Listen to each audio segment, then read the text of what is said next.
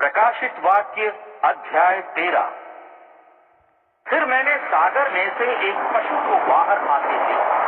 उसके 10 सींग थे और 7 सिर तथा अपने सींगों पर उसने 10 राजसी मुकुट पहने हुए थे। उसके सिरों पर दुष्ट नाम अंकित थे। मैंने जो पशु देखा था वह चीते जैसा था।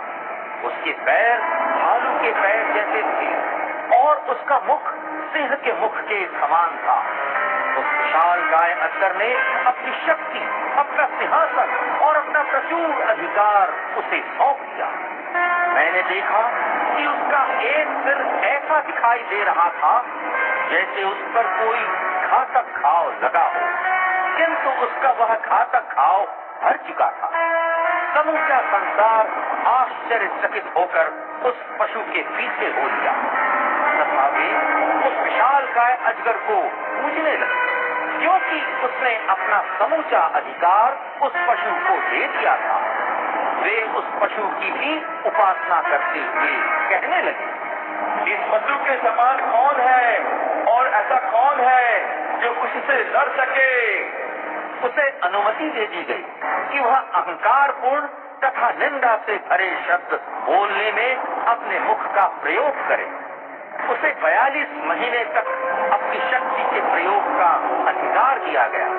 तो उसने परमेश्वर की निंदा करना आरंभ कर दिया। वह परमेश्वर के नाम और उसके मंदिर तथा जो स्वर्ग में रहते हैं उनकी निंदा करने लगा।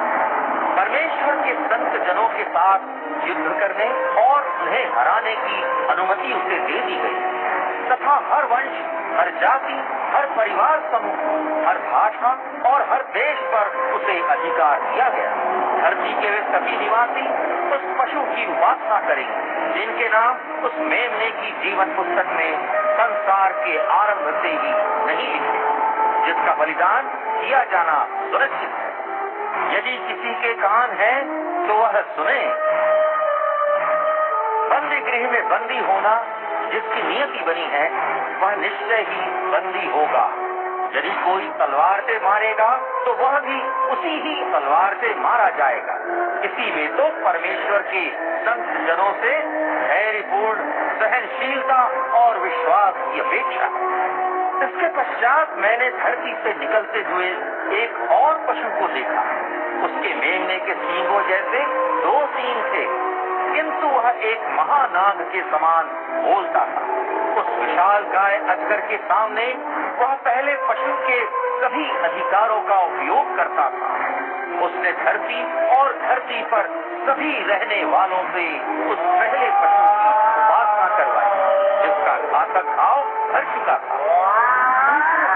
बड़े बड़े चमत्कार, यहाँ तक कि सभी लोगों के सामने उसने धरती पर आकाश से आग बरसाई। वह धरती के निवासियों को छलता गया, क्योंकि उसके पास पहले पशु की उपस्थिति में चमत्कार दिखाने की शक्ति थी। दूसरे पशु ने धरती के निवासियों से उस पहले पशु को आदर देने के लिए जिस पर तलवार का घाव लगा था और जो ठीक हो गया था उसकी मूर्ति बनाने को कहा।